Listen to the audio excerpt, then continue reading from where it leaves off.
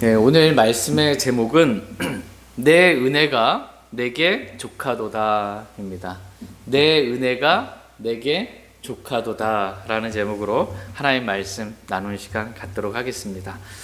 하나님은 저와 여러분들에게 은혜를 주시는 분이시며 은혜를 주십니다. 은혜를 주시되 막 조금씩 이렇게 조금 이렇게 주는 게 아니고 족하게 좀 풍족하게 우리에게 은혜를 주시는 분이십니다. 하나님은 우리에게 풍성한 은혜를 주시는 분이십니다. 근데 문제는 하나님께서 주신 이 은혜를 우리가 은혜인지 모르는 거예요. 이게 은혜로 안 보이는 겁니다. 그냥 난 은혜 못 받았다 생각하는 거예요. 하나님은 족한 은혜 주셨는데 아니 이게 무슨 은혜입니까? 육신의 관점으로는 은혜로 안 여겨집니다. 근데 이제 하나님의 관점, 성경적인 관점, 하늘의 관점, 영원한 관점으로 보면 야 은혜였구나 이걸 알게 되는 것입니다. 하나님의 은혜를 모르고 하나님께서 주신 것들에 대해 우리가 어리석어서 불평하고 하나님을 원망할 때도 있는 것입니다. 그러나 바울은 알았어요. 바울 자신에게 주신 이것이 하나님의 은혜였구나, 나에게 주신 족한 은혜였구나 라는 것을 바울은 알았습니다. 바울의 육체 안에 가시가 있었어요. 육체 안에 가시가 있었는데 그 육체 안의 가시를 사탄의 사자라고 이렇게 성경이 표현하고 있어요. 육체 안의 가시, 그 사탄의 사자를 주신 것도 하나님의 은혜로 바울은 알았던 것입니다. 이것을 이 육체 안의 가시로 인해서 나를 분량 이상으로 높여지지 않게 하시려는 하나님의 은혜라는 것을 안 것입니다. 이 육체의 가시가 내게서 떠나도록 3번 하나님께 간청했지만 하나님께서 내 기도를 거절하신 것도 하나님의 은혜라는 것을 바울은 알았던 것입니다. 이것은 나를 연약하게 하심으로 내가 죽고 그리스도께서 내 안에 사시는 그리스도의 권능이 나타나는 삶을 살게 하시려는 하나님의 은혜였구나라는 것을 바울은 안 것입니다. 이와 같이 하나님은 저와 여러분들 역시 나에게 주어진 모든 것이 다 하나님께서 나에게 주신 족한 은혜라는 것을 우리가 알기 원합니다. 그래서 내 은혜가 내게 족하다 했을 때 바울은 크게 기뻐했거든요. 기도가 응답 안 됐는데 말하자면 노했는데 크게 기뻐했어요.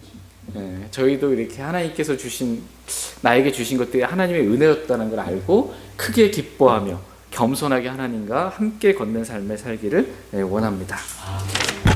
다 같이 고린도후서 12장 5절 6절 말씀 보겠습니다.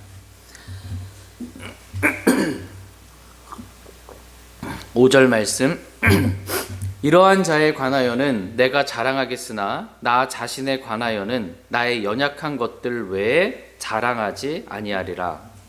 내가 만일 자랑하려고 해도 어리석은 자가 되지 아니하리니 이는 내가 진실을 말할 것이기 때문이라. 그러나 어떤 사람이 몸소 나를 보고 판단하는 것 이상으로 혹은 나에 관하여 듣는 것 이상으로 나에 대해 생각할까 염려하여 그만두라. 아멘. 예. 오늘 이 5절 6절 말씀에서는 그리스도인의 말이 어떠해야 하는지에 대해서 지금 말씀해주고 계십니다. 첫 번째로 그리스도인의 말은 자기를 자랑하는 말을 하지 않는다라는 것입니다. 그것이 세상적인 것이든 육적인 것이든 영적인 것이든 그리스도인은 자기를 자랑하는 말을 하지 않는다는 것입니다. 대놓고 자기를 자랑하는 거 당연히 안 하겠죠. 근데 할 수도 있어. 근데 이제 대놓고는 안 하더라도 이제 은근슬쩍 이렇게 하나님의 은혜를 말하면서 거기에 자기가 살짝 끼는 거야. 그러면서 이렇게 자랑하려고 하는 그런 것이 있습니다. 근데 그리스도인의 말에는 이러한 자랑이 없어야 한다라는 것입니다. 사도 바울과 같이 정말 어쩔 수 없이 고린도 교회 성도들의 영적인 분별을 위해서 자랑해야 하는 그 순간에도 영적으로 깨어서 자신을 낮추면서 조심스럽게 이렇게 말하고 있는 것을 보게 됩니다. 지금 사도 바울은 14여 년 전에 셋째 아들의 체에 올라가 하늘의 영광을 보고, 셋째 아들의 영광을 보고 이루 말할 수 없는 많은 말들을 들었지만, 그러한 놀라운 체험을 내가 했다 이렇게 자랑하고 있는 게 아니고, 제3자, 내가 이러한 사람을 안다, 이렇게 그 사람에 대해서는 내가 자랑하겠지만 나 자신에 관하여는 난 자랑하지 않겠다, 이렇게 지금 자신을 극도로 낮추고 있는 것을 보게 됩니다. 이 자세가 그리스도인의 자세입니다. 자신을 낮출 줄 아는 거. 그리스도인의 말은 자신을 낮추어 겸손한 그러한 말을 합니다. 절대로 조금이라도 자기를 높이며 말하지 않습니다. 그러나 이 세상 사람들은 어때요? 입만 열면 자기 자랑이에요. 내가 뭘 경험했고, 뭘 받고, 뭘 가지고 있고, 뭘 했고, 내 지혜가 어쩌고, 능력이 없고, 내가 이거 아는데, 그러면서 상대방은 이렇게 쫙 은근슬쩍 깔아 뭉개입니다. 무시하면서 말하는 거예요. 기본적인 그냥 자세가 그렇습니다. 내가 너보다 좀 더 낫다라는 것입니다. 그래서 모든 이야기가 항상 자기 자랑으로 끝날 때가 있습니다. 잘 들어봤더니 결론은 자기 자랑인 거야. 이렇게 자기를 자랑하며 말하는 사람은 마귀의 자녀들이 말하는 방식과 같은 것으로 말하는 거예요. 마귀에 대해서 성경은 욥기서에 보면 모든 교만한 자녀들을 다스리는 왕이라고 말씀하고 계세요. 모든 교만한 자녀들을 다스리는 왕이에요. 마귀가 어떻게 표현했어요?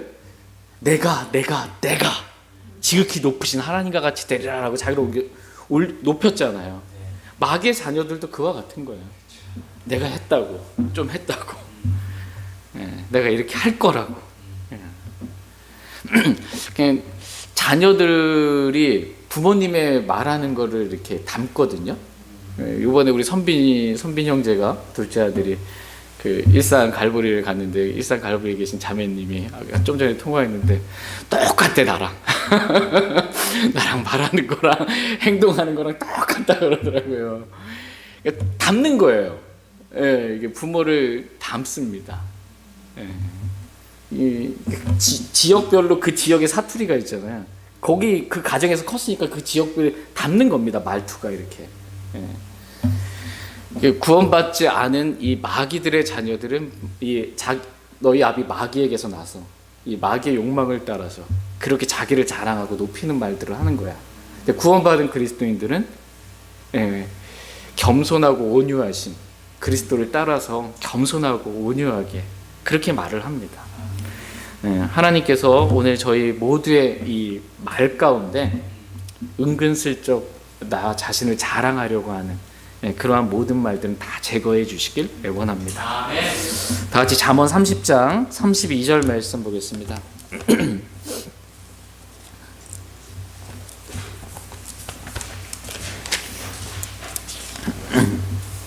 잠언 30장 32절.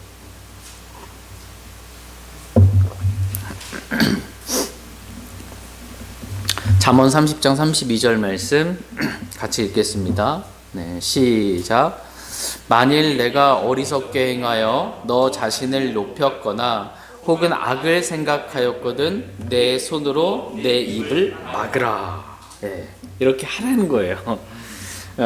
내가 어리석게 행하여 내 자신을 높였거나 혹은 악을 생각하였거든 어떻게 하래요?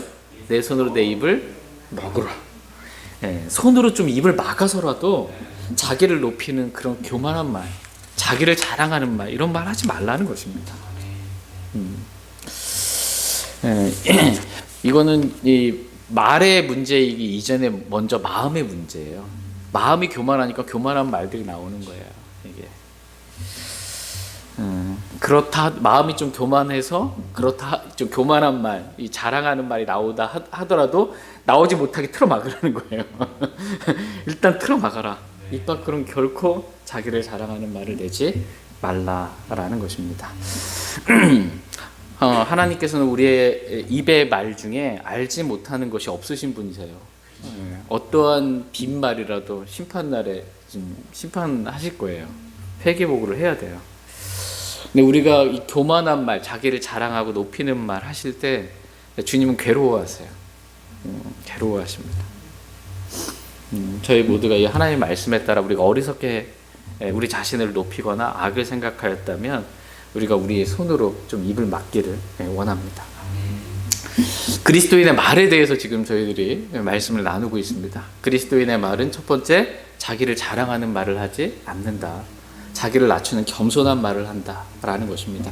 두 번째, 그리스도인의 말은 진실한 것을 말해야 된다라는 것입니다. 진실을 말해야 한다. 다 같이 오늘 본문 말씀인 고린도후서 12장 6절 말씀 보시면, 내가 만일 자랑하려 해도 어리석은 자가 되지 아니하리니 이는 내가 진실을 말할 것이기 때문이라, 이렇게 말씀하고 있습니다. 그리스도인의 말은 거짓을 말하는 게 아니고 진실을 말해야 한다라고 이렇게 말씀하고 계십니다. 저와 여러분이 이 진실만을 말하기를 원합니다. 너희는 너희 아비 마귀에게 나서 이렇게 마귀의 욕망을 따라 하는데, 너희 아비 마귀는 뭐예요? 거짓의 아비거든요. 모든 거짓의 아비예요. 거짓말하는 거 그리스도인이랑 맞지가 않아요. 속이는 말, 거짓말하는 거, 그냥 진실한 말, 솔직한 말, 있는 그대로 이렇게 말하게 되기를 주님은 원하십니다. 세 번째로 그리스도인의 말은 성령의 열매인 좀 절제가 있어야 한다, 이렇게 말씀하고 계십니다. 그러니까 말을 하다가도 성령님께서 이렇게 찔림을 주세요. 지금 그거 말하면 안 돼. 지금 더 말하면 안 돼. 여기서 말하고 그만둘 줄 알아야 돼. 멈출 줄 알아야 돼. 라고 이렇게 알려주세요. 그때 절제할 줄 알아야 합니다. 말을 딱 멈출 줄 알아야 돼요. 고린도후서 오늘 본문 말씀 12장 6절 보시면 중반부터, 그러나 어떤 사람이 몸소 나를 보고 판단하는 것 이상으로 혹은 나에 관하여 듣는 것 이상으로 나에 대해 생각할까 염려하여, 어떤 느낌이 있는 거예요, 말하다가. 그래서 뭐라는 거예요? 이제 그만두노라. 이제 그만두노라. 이 말씀이 저와 여러분의 마음밭에 좀 새겨지기를 원합니다. 이제 좀 그만둘 때가 됐구나, 내가 말하는 게. 막 혼자 말하다 혼자 막 흥분해가지고 혼자 막 끝일 줄을 몰라. 그리스도는 그런 게 아니고 말하다가 좀 멈출 줄 알아야 돼요. 말이 많으면 실수가 많거든요. 이제 그만두노라. 이렇게 그리스도의 말은 성령의 열매인 절제가 있어야 한다라는 것입니다. 근데 성령의 열매인 절제가 좀 없다 하더라도 이게 사람으로서 기본적인 다른 사람에 대한 배려가 좀 있어야 합니다. 말할 때. 상대방은 별로 듣고 싶어 하지도 않는데 나만 말하고 싶어가지고 계속 자기 자랑 섞어가면서 계속 말하면 나중에 그 사람 만나면 어떻게 또 그 사람이랑 대화하고 싶어요? 대화하고 싶지가 않거든요. 더 말을 듣고 싶지가 않은 거예요. 그러면 어떻게 해요? 그 사람한테 복음을 말하려고 해도 듣고 싶지가 않은 거예요. 진리를 말해도 이제 듣고 싶지가 않은 거예요, 그 사람이. 방해가 되는 겁니다. 그래서 절제가 있어야 된다라는 것입니다. 저희 모두가 이제 그만두노라. 말하다가 좀 멈출 줄 아는 그러한 그리스도인 되기를 원합니다. 네 번째로 그리스도인의 말은 항상 은혜로워야 한다, 이렇게 말씀하고 계십니다. 자, 다 같이 골로새서 4장 6절 말씀 보겠습니다.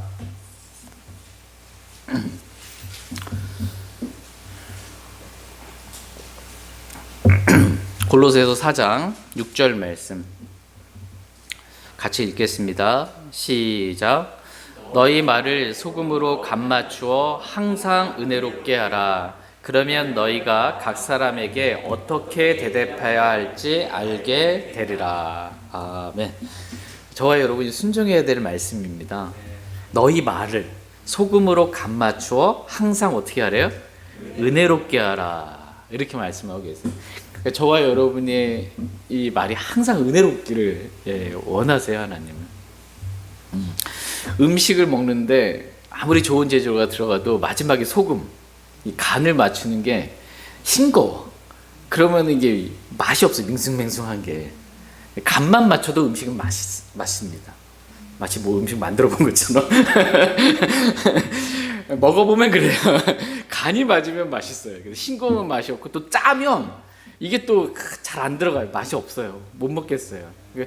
적당해야 돼, 간이. 그렇죠. 우리 말에도 적당해야 돼요. 그래서 적당하게 간을 맞추어 가지고 은혜롭게, 예. 말하는 내가 은혜로운 주체가 듣는 사람이 좀 은혜롭게, 예? 듣는 사람이 좀 은혜롭게 그러한 말들 하게 되기를 주님은 원하십니다. 그리스도인의 말은 항상 은혜로워야 한다라고 말씀하고 계십니다. 그리스도인의 말이 막 차갑고 날카롭고 막 이 칼로 찌르듯이 뭔가를 이렇게 말하면 안 되고 좀 은혜롭게 그렇게 말할 줄 알아야 한다라는 것입니다. 여러분 이렇게 누군가 대화 나누다가 은혜로운 말들 이렇게 들으면 어때요? 은혜로운 말들 들으면 또 듣고 싶어지잖아요. 참 달콤하고 은혜롭고 좋잖아요. 그리스도인의 말이 이렇게 서로가 항상 은혜로우면 복음을 전하기도 쉽고요, 진리를 알리기도 쉽고, 또 그리스도인들과 서로 교제하기도 쉬워요. 서로 은혜로운 말 해봐요. 교제가 얼마나 은혜롭겠어요. 잘 되겠죠. 근데 반대로 그리스도인의 말에 은혜가 없으면 그 사람의 별로 교제가 잘 안 돼요. 이게 핀트도 안 맞고 이게 대화가 잘 안 됩니다. 교제가 안 되고 그 사람이 진리를 말하고 성경을 말해도 이게 은혜롭지가 않으면 좀 듣고 싶지가 않아요. 이게 복음도 듣고 싶어하지 않게 됩니다. 그리스도인의 말은 그러므로 항상 은혜로워야 한다 이렇게 말씀하고 계십니다. 저와 여러분의 말이 항상 은혜로운 그런 말들만 교회에서도, 가정에서도, 사회에서도 그렇게 할 수 있기를 원합니다. 너희 말을 소금으로 간 맞추어 항상 은혜롭게 하라. 그러면 너희가 각 사람에게 어떻게 대답해야 할지 알게 되리라 이렇게 말씀하고 계십니다. 어떤 사람에게 내가 뭔가를 대답했는데 뭐라고 대답해야 할지 모를 때가 있어요. 어떻게 대답해야 할지 잘 모를 때 어떻게 하냐면 그 사람이 내가 이 말을 했을 때 은혜롭게 받을 수 있는 그 말을 하면 어떻게 대답해야 할지 알게 되는 거예요. 내 기분 내킨 대로 말하면은 대답이 틀려지는 겁니다. 어떻게 때에 맞는 말, 올바른 대답을 할 수 있냐. 항상 은혜로운 말을 하게 되면 바른 그러한 대답을 할 수 있게 됩니다. 여기서 우리는 대답이라는 단어를 보게 됩니다. 그리스도인이 대답을 할 때 어떻게 하라는 거예요? 항상 은혜롭게 대답하라. 뭐 물어봤어요? 그럼 어떻게 대답해요? 은혜롭게 대답해요. 뭐 그딴 걸 물어보고 그래 막 이렇게 짜증나는 게 아니고 은혜롭게 대답하라는 거예요. 은혜롭게 대답하라. 아내나 남편이 뭐 이렇게 물어봤어요. 그럼 어떻게 대답해요? 은혜롭게. 부모님이 자녀에게 뭘 물어봤어요. 그럼 자녀는 은혜롭게 대답하는 거예요. 자녀가 부모님께 뭐 물어봤어요. 그럼 부모는 자녀들에게 은혜롭게 대답하는 겁니다. 은혜롭게. 서로 항상 은혜롭게 그렇게 대답하기를 주님은 원하십니다. 이게 그리스도인의 말입니다. 다섯 번째로 그리스도인의 말은 그냥 예할 것은 예하고 아니요 할 것은 그냥 아니요 하면 된다는 거예요. 이거에 지나쳐서 뭔가를 말하려고 하지 말라는 것입니다. 다시 마태복음 5장 37절 말씀 보겠습니다. 마태복음 5장 37절 말씀.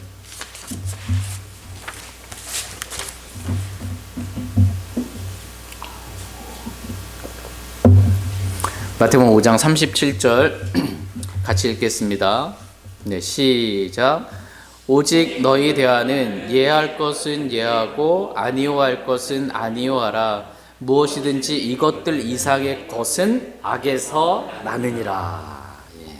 그러니까 예할 것은 예하고 아니요 할 것은 아니요 하면 되는데 이것들 이상의 것을 뭔가 이렇게 이 말씀의 흐름은 맹세와 관련된 말씀이에요. 당시에 유대인들이 그냥 예할 거 예하면 되고 아니요 하면 아니요 할 거면 되는데 별거 아닌 거 가지고서는 막 시도 때도 없이 맹세하는 거예요. 내가 하늘을 두고 맹세하노니 막 땅을 두고 맹세하노니 예루살렘을 두고 맹세하노니 막 이렇게 막 하는 거예요. 맹세를 남발하고 있는 거예요. 그러니까 너희 대화는 그렇게 막 맹세한다라고 하면서 이렇게 말하지 말고 그냥 아니면 아니라고 그러고 예면 예라고 그냥 그러면 되지. 꼭 이렇게 예루살렘을 두고 하늘을 두고 맹세하고 막 이렇게 하지 말라는 것입니다. 그냥 예는 예, 아니요는 아니요. 이것을 지나쳐서 뭔가 이렇게 말할 필요가 없다라는 것입니다. 근데 이 말씀을 오해해서 얘는 얘 아니오는 아니니까 분명하게 내가 말해야 된다. 이렇게 해서 또 칼을 찌듯이 말하면 안 됩니다. 단칼에 그냥 아니요 이렇게. 다 같이 잠언 12장 18절 말씀 보겠습니다. 잠언 12장 18절.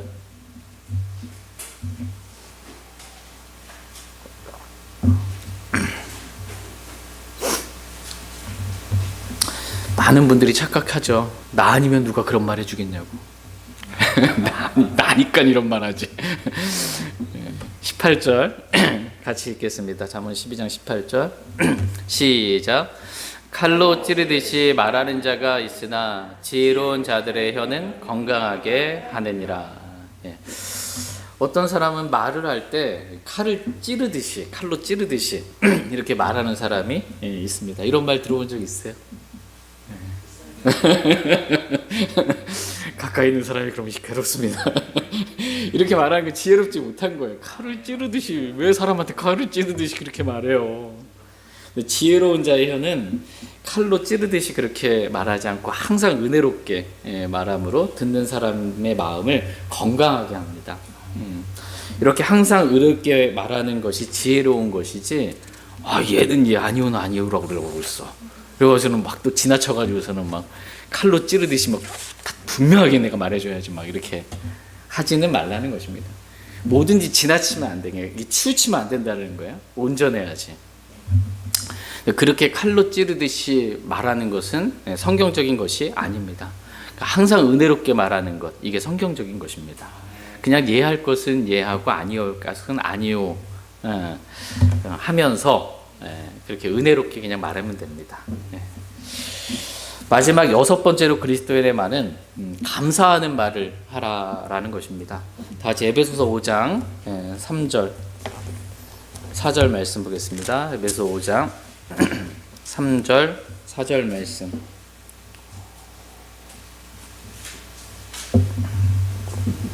에베소서 5장 3절 4절입니다. 3절. 더욱이 음행과 모든 부정한 것이나 탐욕은 너희 가운데서 한 번이라도 언급하지 말라. 그것이 성도에게 합당하니라. 추잡한 것이나 어리석은 이야기나 희롱하는 말도 적합하지 아니하니 하지 말고 오히려 감사드리는 말을 하라. 아멘. 예. 그리스도인은 음행과 부정한 것과 탐욕과 관련된 말을 하지 말라고 이렇게 말씀하고 계십니다. 한 번이라도 언급하지 말라고 말씀하고 계세요. 이런 것들에 대해서는 언급도 하지 말라고. 그것이 성도에게 합당한 말이다. 이렇게 말씀하십니다. 그리스도인에게 합당한 말은 이런 말들 안 하는 거예요. 근데 막 추잡한 말하고 막 이게 욕을 막 입에 달고 살고, 이게 그리스도인이랑 합당치 않은 거예요. 합당하다, 어울리지 않는다는 거예요. 그리스도인이랑 어울리지 않는 말들입니다. 또한 추잡한 말이나 어리석은 이야기나 남을 희롱하는 말도 그리스도인에게 적합하지 않다, 맞지 않는다라는 것입니다. 남을 희롱하는 말이 나와요. 남을 희롱하는 말, 이게 오늘날 자기 남을 희롱하는 말 하면서 농담이라고 생각을 합니다. 많은 사람들이. 옛날 개그 코드가 좀 그러긴 했어요. 다른 사람을 좀 비하하면서 좀 깔아뭉개면서 이거를 다 같이 분위기에서 이제 웃는 농담으로 이렇게 했는데 적합하지 않다. 그리스도인에게 이런 개그 코드 가신 분이 계시다면 다 버리시길 바랍니다. 그리스도인의 말은 오히려 감사하는 말을 하라, 이렇게 말씀하고 계십니다. 감사가 나올 상황이 아닌데 오히려 감사하는 말을 하라는 거예요. 이렇게 그리스도인의 말은 항상 감사가 넘치는 것입니다. 그러니까 원망이나 불평이나 짜증, 이런 말은 그리스도인에게 합당치 않습니다. 그리스도인의 말은 모든 일에 감사하는 말은, 서로에 대해서 감사하고 하나님께 대해서 감사하고 모든 것에 감사하고 정말 그런 감사가 넘치는 그러한 그리스도인 되기를 주님은 원하십니다.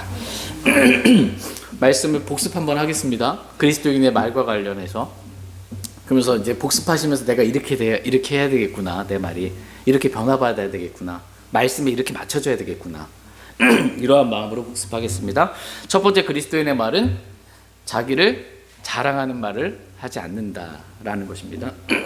두 번째 그리스도인의 말은 진실을 말해야 한다. 거짓을 말하지 말고 진실을 말해야 한다. 세 번째 그리스도인의 말은 절제가 있어야 한다. 이제 그만두노라. 저 그만둘 줄 알아야 된다. 네 번째 그리스도인의 말은 항상 은혜로워야 한다. 다섯 번째 그리스도인의 말은 그냥 예할 것은 예하고 아니요 할 것은 아니요. 내가 맹세하노니 막 이렇게 하지 말라는 것입니다. 여섯 번째 그리스도인의 말은 감사하는 말을 하라라는 것입니다. 저희 모두가 이렇게 그리스도인에게 좀 합당한 적합한 그러한 말들로 서로에게 은혜를 끼치고 하나님께 영광을 돌리기를 원합니다. 다 같이 고린도후서 이제 12장 7절 말씀 보겠습니다. 7절 여러분 읽어주시면 감사하겠습니다. 네, 시작. 계시들이 넘침으로 말미암아 내가 분량 이상으로 높여지지 않게 하시려고 주께서 내게 육체 안에 다시 사탄의 사자를 주사 나를 지게 하셨으니 이것은 내가 분량 이상으로 높여지지 않게 하려 하시니라. 아멘. 예. 하나님께서 사도 바울에게 처음 만남서부터 바울이 구원받을 때부터 주님 만났을 때부터 시작해서 바울에게 수많은 계시들을 넘치게 이렇게 주셨습니다. 심지어 이 바울 셋째 하늘에 채워 올라가서 하늘의 영광을 보고 이루 말할 수 없는 많은 말들을 주님으로부터 들었던 것처럼 많은 계시들을 넘치게 바울은 받았습니다. 그러다 보니까 사람이 좀 분량 이상으로 바울 그러면 어때요? 좀 분량 이상으로 이렇게 높여질 수가 있는 거예요. 그래서 하나님께서 바울이 분량 이상으로 높여지지 않게 하시려고 주께서 바울에게 육체 안의 가시, 곧 사탄의 사자를 주셨다. 누가 주셨어요? 하나님께서 뭘 주셨어요? 육체 안의 가시, 곧 사탄의 사자. 하나 이런 것도 주십니까? 주신다는데 뭐. 육체 안의 가시가 뭐냐라고 했을 때 육체 안에 가시잖아요. 성경을 이렇게 비교해 주시면 살펴보면 바울이 가지고 있었던 육체 안의 가시가 뭘까? 여호수아기 23장 13절에 보면 이런 표현이 있어요. 그들이 너희에게 올무와 덫이 되고 너희 옆구리에 채찍이 되며 너희 눈에 가시가 되어 라고 이렇게 말씀하고 있어요. 즉 가시가 뭐랑 연결되어 있어요? 너희 눈에 가시가 되어 라고 이렇게 말씀하고 계십니다. 즉 사도 바울에게 주신 이 육체 안의 가시는 눈에 가시를 주신 거예요. 눈에 가시를 주셨다라는 것입니다. 지금 가시라는 표현이 눈과 관련이 있기에 하나님께서 바울에게 주신 육체의 가시가 이 눈의 가시를 주신 거구나. 안질. 눈에 이제 질병이 있는 거예요. 그래서 갈라디아서 4장 여러분 이렇게 말씀 신약성경 다 읽어보시면 갈라디아 4장 이렇게 보시면 갈라디아 성도들이 사도 바울을 너무 사랑했어요. 그래서 이 갈라디아 교회 성도들이 바울을 받아들일 때 하나님의 천사같이 곧 그리스도 예수님같이 받아들였거든요. 그러면서 하는 말이 뭐냐면 갈라디아 4장 15절에 할 수만 있었으면 너희 눈이라도 빼내어 내게 주었으리라. 바울을 보니까 육체의 가시, 눈의 가시가 있는 거예요. 그런데 이게 너무 사랑해 바울을. 내 눈이라도 뺏어 주고 싶은 거야. 이렇게. 그러니까 바울이 가지고 있었던 육체의 가시는 눈의 가시예요. 눈이 좋지가 않았습니다. 내가 너에게 큰 글자로 썼느니 큰 글자 서신서를 쓸 때 잘 안 보이거나 아픔이 있는 거예요. 눈에. 여러분 눈에 이렇게 뭐 일하다가 나 뭐 하다가 보면 눈에 이렇게 그 작은 이렇게 먼지나 티끌 같은 게 좀 들어가 본 적 있어요? 그 잘못 만져갔다는 게 이 손상이 되잖아요. 그리고 되게 아프잖아요. 근데 티끌 같은 뭐 어떤 뭐가 좀 들어간 게 아니고 가시가 들어갔다고 한번 생각해요. 눈에 가시가 어떻겠습니까? 이게 이 고통이 뭐 이루 말할 수 없는 거예요. 이 고통이 너무 고통스러워. 그걸 갈라디아 성도들이 옆에서 고통받고 있는 바울 봐도 내 뺏어라도 주고 싶은 거예요. 이게 너무나 고통스러운 겁니다. 이 육체의 가시. 이걸 바울은 달고 산 거예요. 평생 동안. 이유는 하나님께서 바울이 분량 이상으로 높여지지 않게 하시려고 이 육체의 가시를 주셨다라는 것입니다. 그러므로 사도 바울은 눈이 아플 때마다 콕콕 눈을 찌르는 것 같이 고통이 있을 때마다 뭘 느꼈을까요? 지금 주님께서 나에게 교만하지 말라고 분량 이상으로 높여지지 말라고 나를 지금 찌르시는가 보다 라고 이렇게 겸손한 마음을 갖게 됐을 것입니다. 내가 절대로 분량 이상으로 이렇게 높여지거나 사람들에게 높임 받으면 안 되겠구나, 교만하면 안 되지라는 그러한 마음을 가지고 사용을 할 것입니다. 그래서 평생토록 그 육체 안의 가시를 주님께서 허락해 주신 거예요. 그만큼 하나님은 바울이라 하더라도 그 누구라 하더라도 사람이 높임 받는 것, 사람이 높아지는 것, 사람들 가운데 높게 어떤 사람이 평가받는 것, 이거를 매우 가증히 여기시는 그런 분이십니다. 다 같이 누가복음 16장 15절 말씀 보겠습니다. 누가복음 16장 15절.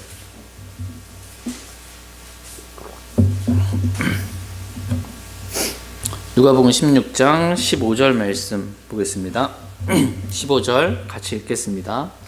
그분께서 그들에게 이르시되 너희는 사람들 앞에서 너희 자신을 의롭다고 하는 자들이지만 너희 마음을 하나님께서 아시나니 사람들 가운데서 높이 평가받는 것은 하나님의 눈앞에서 가증한 것이니라. 아멘. 그분께서 그들에게 이르시되 너희는 이라고 말씀하시고, 여기 너희는 바리새인들을 말합니다. 바리새인들. 이 바리새인들 너희는 사람들 앞에서 너희 자신을 의롭게 하는 자들이다. 사람들 앞에서 자신을 의롭게 이렇게 보이는 거예요. 거룩하게 막 옷도 막 이렇게 해서. 그러나 하나님은 너희 마음을 아신다라는 거예요. 바리새인들의 마음이 어떠한지 아신다라는 것입니다. 그 마음은 사람들 가운데서 높이 평가받기를 원하는 마음인 거예요. 바리새인들의 마음을 보니까 사람들 가운데서 거룩하게 좀 율법 박사로서 좀 높이 이렇게 평가받고 싶은 그러한 마음이었던 것을 아시는 거예요. 그러나 사람들 가운데서 높이 평가받는 것은 좋은 거예요, 안 좋은 거예요? 네, 알기 좋은 건데 나 좀 사람들 높이 평가받고 싶은데 그래서 스펙도 쌓고 네. 성경은 뭐라 그래요? 사람들 가운데서 높이 평가받는 것은 하나님의 눈앞에서 가증한 것이다, 이렇게 말씀하고 있어요. 이런 가증한 이걸 하고 싶으세요? 네. 하나님은 이렇게 사람들 앞에서 우리가 높이 평가받는 거, 이거 가증하게 여기세요. 저희들이 막 이 바리새인들처럼 그렇게 위선자로 이렇게 높이 평가받으려고 그렇게 하지 않게 되기를 원합니다. 하나님은 사람의 마음을 아시고 그 마음이 얼마나 교만한지 아시고 또 그 교만한 마음을 미워하시고 가증히 여기시는 그러한 분이십니다. 시편 18편에 보면 주께서는 교만한 눈빛은 낮추신다. 교만한 눈빛이죠. 딱 찍겠습니다. 이렇게 낮추시는 분이세요, 주님은. 시편 31편에 보면 교만히 행하는 자는 주께서 넘치도록 보복하신다. 보복하시겠다. 시편 101편에서는 거만한 눈빛과 교만한 마음을 지닌 자는 내가 용납하지 아니하리라. 용납하지 않겠다. 시편 119편 21절 말씀, 이 교만한 자들에 대한 수식어가 있어요. 잠깐 보겠습니다. 시편 119편 21절.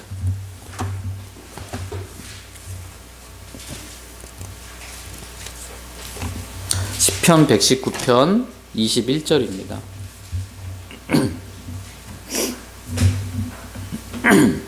시편 119편 21절 같이 읽겠습니다. 시작. 저주받은 교만한 자들 곧 주의 명령들에서 떠나 잘못을 범하는 자들을 주께서 꾸짖으셨나이다. 아멘. 이 교만한 자들에 대한 수식어가 뭐예요? 저주받은 교만한 자들. 이렇게 말씀하고 계세요.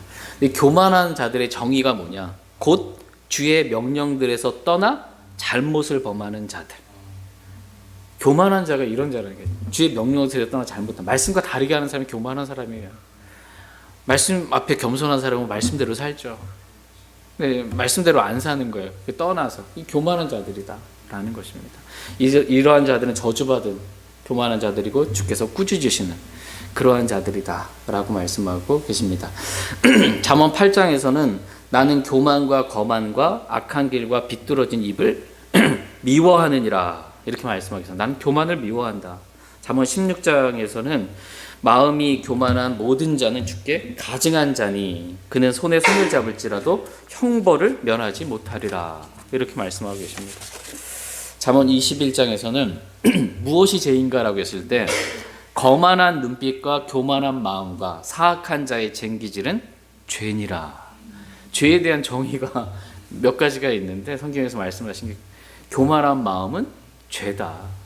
이렇게 말씀하고 계십니다. 마가복음 7장에 보면 사람들의 마음에서 속에서 교만 어리석음이 나오는데 교만이 나오는 거예요. 사람의 마음 속에서. 이 모든 악한 것이 속에서 나와 사람을 더럽게 하느니라. 사람이 교만으로 인해 더럽혀지는 거예요. 하나님께서는 우리를 더럽히는 이러한 교만한 마음을 우리가 말씀의 물로 늘 깨끗이 씻어내기를 그렇게 주님은 원하십니다. 저희 모두가 미가서 6장 8절에 기록된 말씀처럼 주께서 내게 요구하시는 것은 주님께서 우리에게 요구하시는 게 있어요. 오직 의롭게 행하며 긍휼을 사랑하고 겸손하게 내 하나님과 함께 걷는 것이 아니냐라는 말씀처럼 겸손하게 하나님과 함께 걷는 그러한 삶을 저와 여러분이 다 살 수 있기를 간절히 원합니다. 다 같이 고린도후서 12장 8절 9절 말씀 보겠습니다.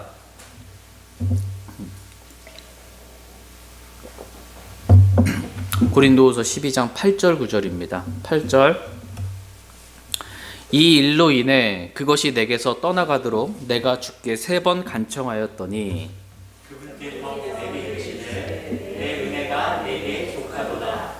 나의 강한 능력은 약한 데서 완전하게 되느니라 하셨느니라. 그러므로 내가 오히려 크게 기뻐하며 나의 연약한 것들을 자랑하리니 이것은 그리스도의 권능이 내 위에 머물게 하려 함이라. 아멘. 예. 사도 바울은 하나님께 육체 안의 가시, 즉 사탄의 사자가 떠나도록 주께 3번 이렇게 간청했습니다. 근데 주님께서 어떻게 하셨어요? 그 간청을 들으시고 3번이나 들으시고 내 은혜가 내게 족하도다 라고 이렇게 말씀하시고 계속해서 이 바울의 육체 안에 가시를 두셨습니다. 이걸 가져가지 아니하시고, 그러니까 바울이 3번이나 주님께 간절히 정말 기도했어요. 주님의 응답은 뭐였어요? 너 왜 이렇게 간절히 기도하는데 주님 안 들어주십니까? 주님의 뜻이 아니기 때문에. 하나님의 뜻대로 구하면 응답받는데 하나님의 뜻이 아니면 노입니다. 노. 하나님 우리의 기도에 응답하시는 분이세요. 우리 응답 그러면 다 예스인 줄 아는데 노도 응답이에요. 노도 응답입니다. 노. 우리가 주님의 뜻을 모르면 뭐 3번인 4번 뭐 새벽기도 철야기도 계속해서 들어주실 때까지 하겠지만 주님의 뜻을 알면 더 이상 안 하는 거예요. 이게 주님의 뜻이 아니구나, 노구나, 응답받은 거예요. 바울은 그걸 안 겁니다. 내가 분량 이상으로 높여지지 않게 하시려고 이 가시를 허락하신 것을 바울은 안 것입니다. 그래서 이 부분에 관하여 더 이상 하나님께 기도하지 않고 그냥 육체 안에 가시를 가진 채 눈에 가시가 찌르는 그런 고통 가운데 그냥 주님을 섬긴 거예요. 예. 저와 여러분도 마찬가지예요.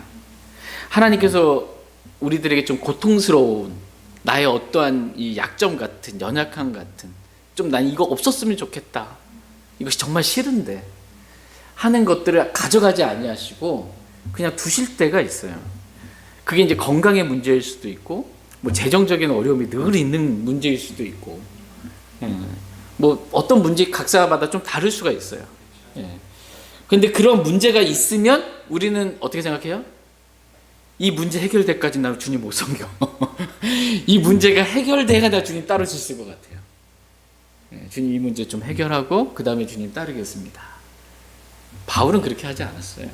그러니까 그 문제를 가진 채, 그 문제를 가지고 그냥 평생도록 주님 신실하게 섬긴 거예요. 그냥 해결되지 않더라도. 그러니까 저와 여러분들에게 필요한 건 이 자세예요. 나에게 어떠한 문제가 해결되지 않더라도 그 문제를 그냥 가지고 주님 따르고 섬기는 겁니다. 그냥 그 상태에서 그냥 그대로, 그 환경에서 그대로 주님과 겸손하게 동행하면서 주님의 최선을 다해 섬기고 따르는 것. 이것입니다. 저와 여러분이 그렇게 할 수 있기를 원합니다. 지금 사도 바울이 주님께 이 육체 안의 가시를 해결해 달라고 3번을 간청했는데 주님의 대답은 내 은혜가 내게 족하도다 라고 이렇게 말씀하고 계십니다. 주님께서 내게 베풀어 주신 주님의 은혜가 족하다는 거예요. 그래서 내 은혜는 주님의 은혜, 하나님의 은혜가 족하다는 거예요. 하나님께서 우리에게 주신 모든 것이 다 하나님의 은혜라는 것입니다. 심지어 지금 이 성경에 말하는 바는 육체 안에, 바울이 가지고 있는 육체 안의 가시, 이것도 하나님의 은혜라는 거예요. 나한텐 가시고 고통인데 이거 하나님께서 주신 은혜라는 거예요. 이게. 그리고 육체 안의 가시 곧 사탄의 사자를 주사 나를 치게 하셨으니, 나를 어떠한 문제로 인해 어떠한 일로 인해 치신 것도 하나님의 은혜라는 거예요. 나를 치신 것도 하나님의 은혜고, 기도했는데 그것에 대해서 노하신 것도 하나님의 은혜라는 것입니다. 모든 게 다 은혜라는 거예요.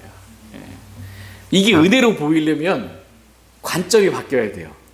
이게 육신적인 관점에서 또 이 세상의 관점에서 육체 안의 가시를 보면 그게 은혜예요?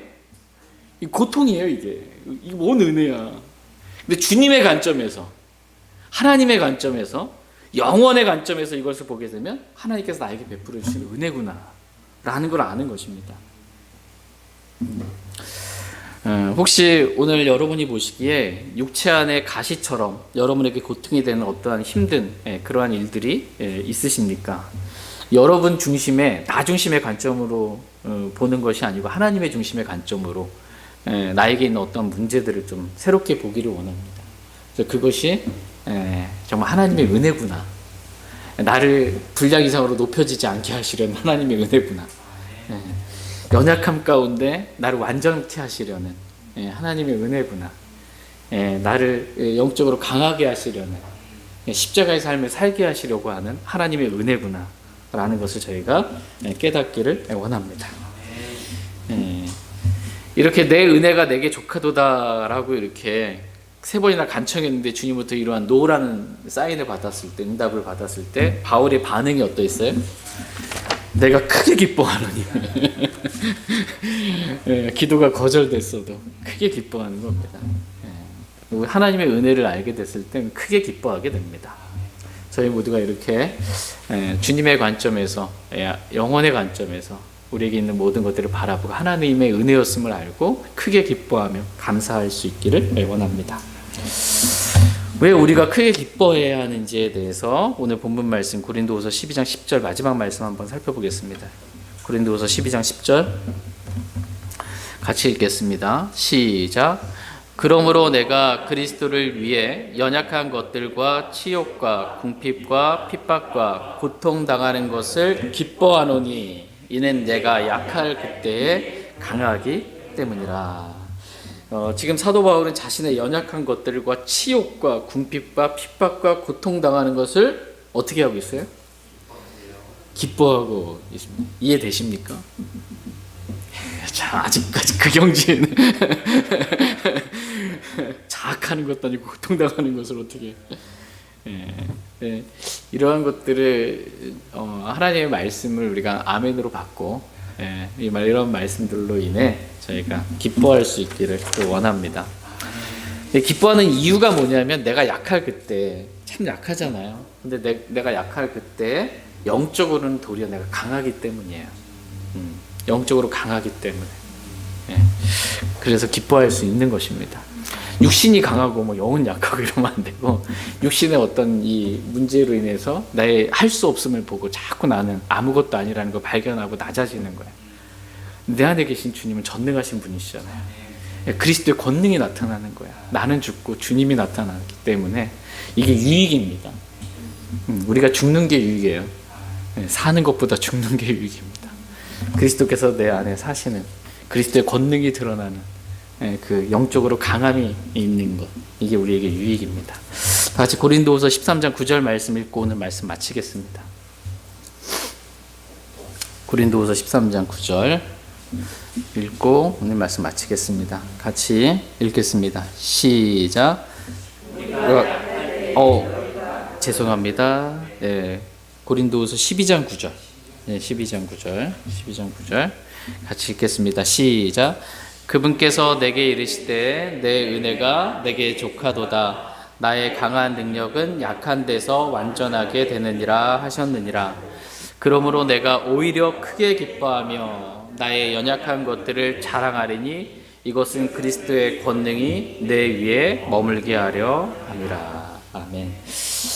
내 은혜가, 하나님의 은혜가 내게 족하다라는 것을 저와 여러분이 오늘 알기를 원합니다. 예. 육체의 가시, 질병도 하나님의 은혜이고 나를 치신 것도 하나님의 은혜이고 내가 간절하게 기도한 것도 거절하신 것도 하나님의 은혜였구나라는 것을 우리가 알기를 원합니다. 나를 분량 이상으로 높아지지 않게 하시려는 하나님의 은혜, 나를 완전하게 하시려는 하나님의 은혜, 나를 하여금 그리스도의 권능이 나타나는 십자가의 삶을 살게 하시려는 하나님의 은혜, 그래서 나를 그리스도의 심판석에서 보상해 주시려는 그런 하나님의 은혜라는 것을 저희 모두가 알기를 원합니다.